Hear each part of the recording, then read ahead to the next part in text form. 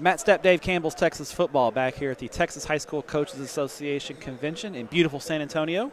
Here with the new head coach of the Buffalo Bison, Coach Brandon Houston. And, Coach, I know you're very busy these days. Appreciate you taking a few minutes to chat with us. I appreciate it. It's an honor to be sitting here next to you. Oh, I don't know about all that. Now, we tried to do this at the Lorena 7-on-7 a few weeks ago.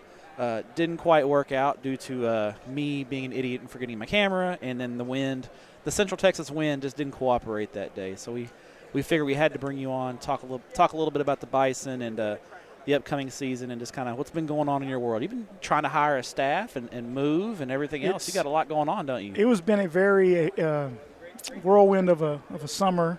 We didn't actually get to take a vacation just with all the things going on, which is probably good because I think there's a rule that when you buy a new house, your wife is allowed to buy all new furniture and all.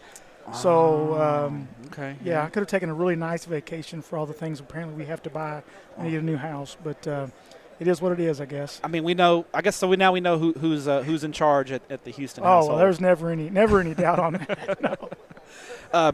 Obviously, congratulations on getting the gig at Buffalo. It's a I think it's a really underrated job. I mean, you look at on paper, 10-2 last year, 17 starters back. The pressure's on, isn't it? Yeah, sometimes it may be easier to go in and take over for a program that's maybe coming off of a 1-9, but they've had two really good seasons back to back, and the core of that group responsible is still dressing in that field house. So it's good that we've got some guys with a lot of experience and they know a little bit about how to win. But yeah, you're right. It's a little bit. We got to win at least 11, I guess. So. Boy, I mean, we're setting the bar pretty high. But, I guess the old saying is a lot of times you don't want your first job to be your last job. And I know you've had some opportunities. You've been at a lot of great places. What was it about Buffalo that really attracted you to the job when it came up? Because you were at a great place. And I mean, if people don't know this, you were the offensive coordinator for a state champion at Rockdale last year. I mean, I can't say enough good things about, Rockdale and Coach Jeff Miller and the guys there. I mean, we always say the Rock is a special place. So for me to really want, to leave there, it was going to take something very special. I cannot say enough about the community of Buffalo. The people there are just first class all the way. They've welcomed me and my family with open arms, and we are excited. It's almost like we've been living there all our life. And so I'm from a small town, and Buffalo's a small town, and it feels like home, and we're super excited to be there. Cannot wait for August 6th to get here. All right, now looking ahead to 2018, you do bring back a veteran squad. I know you're making some changes. You're gonna put your own stamp on things a little bit.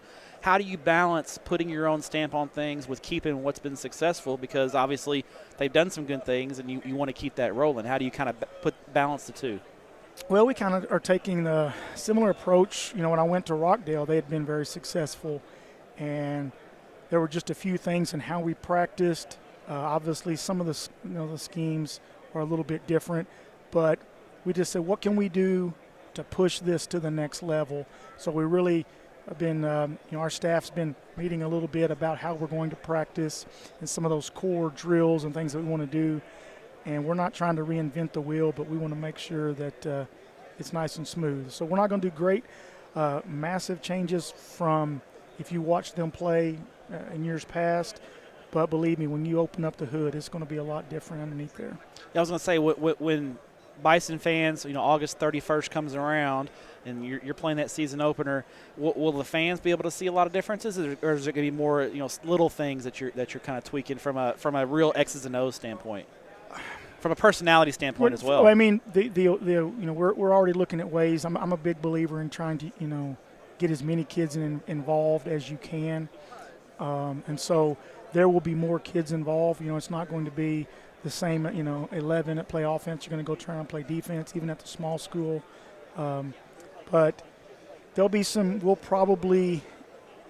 quarterback's going to have a lot more on his plate. Mm-hmm. I mean, obviously, if you watched the Rockdale game, we obviously had a very special kid. He was a good player. He was a good player. We're going to do that exact same system, and now if we can just get our quarterback to execute it at that level, and he's a good one. Yeah, I think very highly of him. I think he's definitely a Division II FCS type of an athlete. So Which at the 3A Division II level, you can win a lot of ball games we with a hope kid so. like that, right? Really hope so.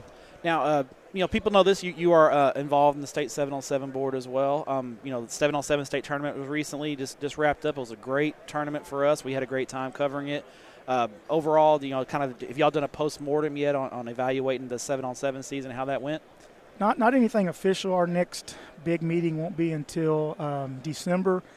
But just from some of the feedback we've gotten, either through phone calls or emails and on some of the social media, I think the Division III was that was kind of a trial period this year. I think that was a real big success. Yep, I agree. I think it was great. And you're at a school that would play in Division III, so that's right. So yeah, I have a different opinion of that Division III now. But so obviously with Veterans Park is always expanding, and there will be talk down the road about, is it feasible, is it logical to expand the state tournament? I mean, I know, we give up a lot of time and energy to do that, but it's about promoting the game of football and helping Texas high school football players. So we're just hoping to keep that train rolling, right? Well, I think we all, the elephant in the room, why we have 7-on-7 and why we try as high school football coaches to be involved in that. Mm-hmm. And we feel like as an organization we're doing as much as we can within the guidelines set forth to try to keep it pure, so to speak. Understood, yep. Now, THSCA convention, the schedule changed a little bit this year. We're starting on Sunday, and just looking at the convention hall, it's very busy, very active on this first day. What do you think, for you, if you were to talk to a young coach, what would you tell them about THSCA and why it's important to be involved in the Coaches Association? Well, first, I think our organization is what makes Texas high school football one of the best in the nation. It's not just the kids that we have, our athletes or the coaches, but the organization. Coach Rutledge and Coach Martin have done just a tremendous job from a leadership standpoint. So I tell people, get involved, get your families involved. THSCA convention is a family-friendly event. And we spend so much time, coaching that we need to have our families involved. And this is the Wives Association is a great event. My wife is doing a bunch of those things right now. So I like the idea of moving things to Sunday, moving regional meetings to Monday to get more people in attendance at the regional meetings. I think that's a great idea. Max and I noticed that we've seen a lot more wives out here this year. It seems like the numbers are getting better, so we've noticed that as well. So definitely THSCA can tell they've made an effort to it's not just a football event, but like you said, it's a family event. And there's the certifications are this week as well. That's a nice thing to get knocked out as well. I've got a few knocked out this morning or early this afternoon, so that's good. Got something done. You got some things accomplished. It was a productive day. Yes. There you go. All right, we're going to make it even more productive now, Coach, because you're going to get to spin the Dick's Sporting Goods Wheel of Questions. We got some hard-hitting questions here for you. So, as you can see, here's the board. Coach Houston, I want you to give that thing a whirl, and whatever question it lands on, you got to answer it truthfully.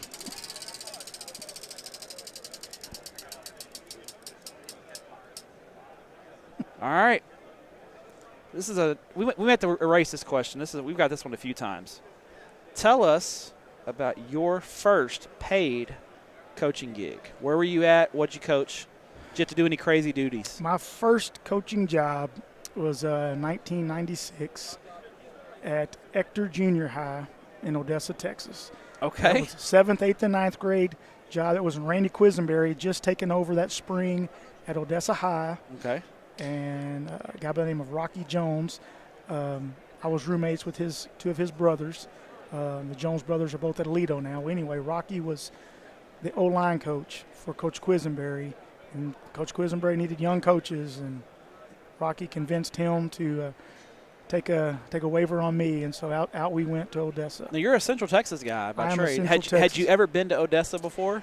I had not. My only connection to Odessa was in college. One of my roommates was Mike Winchell, who was the quarterback on the Friday Night Lights quarterback. Yeah. Yes. So when you got to Odessa, it was a little bit of an eye-opening experience?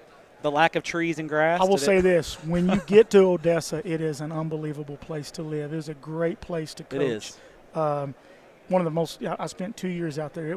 People are just the nicest people you ever want to meet from West Texas.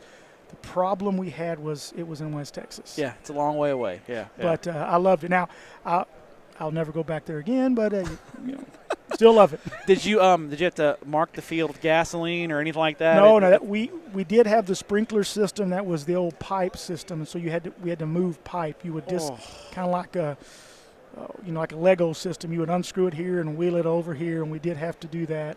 That doesn't sound like much fun, does it? It wasn't a lot of fun. Did you coach any other sports besides football? Did you coach? Oh yeah, we out there. You did a little 7th grade basketball, and then track, and of course everybody that coaches in Odessa is going to coach spring football. So, Coach, what was your style of basketball, Coach? Were you a press and run and gun coach in basketball? No, we had two offenses. We had we had motion. Everybody in America runs motion, pass and cut. And they were in man. We were going to pass and cut, and then we had a zone offense. Don't get me to draw it up, but we had 2 offenses. If you played us in man or if you played us in zone, and I figured I could drop all these great plays, and we were going to go in there and brick the layup anyway. So let's just focus on some fundamentals. But I will say this: I think everybody needs to go coach a little 7th grade basketball. It keeps you humble, but it does keep you focused on the fundamentals of all your sports. Oddly enough, when I was the OC at Lorena, that was my second sport. I was the 7th grade basketball coach. Well, and coaching in junior high, it's really, coaching is a kid business, and you got the relationships and building relationships. It starts. You got to build those relationships at the junior high, right? No doubt. And I do remember when those kids would come to the high school and we'd start doing drills, football drills, and they'd look at me and go, "Coach, this seems oddly familiar to what we would do in basketball practice." Hey, if it works, right? Coach, appreciate your time, and always appreciate what you do for student athletes in the state of Texas. Thank you so much for being here. Thank you. Thanks, Coach.